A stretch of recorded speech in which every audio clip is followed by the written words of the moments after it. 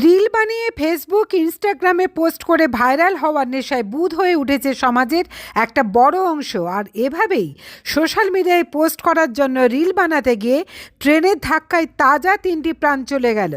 সঙ্গী আরও 2জন গুরুতরভাবে জখম হয়ে জঙ্গিপুর সুপার স্পেশালিটি হাসপাতালে মৃত্যুর সঙ্গে পাঞ্জা লড়ছেন।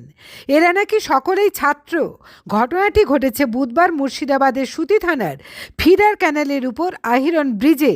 স্থানীয় সূত্রে জানা গেছে, বুধবার বিকাল 3:30 নাগাদ আহিরন ব্রিজের উপর দাঁড়িয়ে রিল তৈরি করছিলেন ওই কয়েকজন যুবক।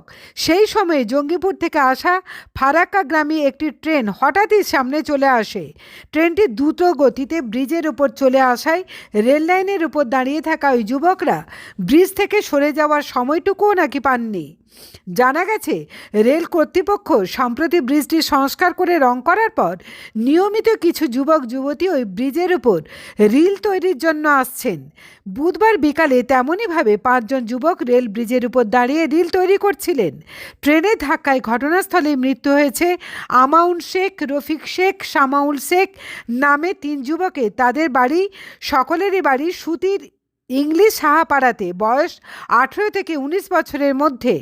জঙ্গিপুর পুলিশ প্রশাসন জানিয়েছেন, ঘটনাটি রেল পুলিশের এলাকার মধ্যে ঘটেছে। 3 জন ঘটনাস্থলে মারা গেছেন, 2 জনের অবস্থা আশঙ্কাজনক। আরামবাগ টাইমসের রিপোর্ট। টিকটক করতে এসে মারা গেছে 2 জন, 3 জন মারা গেছে, 2 জন হচ্ছে বেঁচে আছে। যে 2 জন বেঁচে আছে সেই 2 জন হসপিটাল আছে। আর 3 জন হচ্ছে, একজন হচ্ছে পা নাই, আর একজন হচ্ছে হাত নেই, আর 2 জন একজন মাথা। কি করে হলো? টিকটক করতে এসেছে। কতজন ছিল? কতজন ছিল? 5 জন। বাড়ি বাড়ি হচ্ছে ইংলিশ সাহাপাড়া মহিষাই। কোথায়? ইংলিশ সাহাপাড়া মহিষাই। তোমার নাম কি? নাম হচ্ছে আলম শেখ। কেউ হচ্ছে না? আমাদের প্রতিবেশী। এরা কি প্রায় টিকটক করতো? প্রায় টিকটক করে। আর কি করে?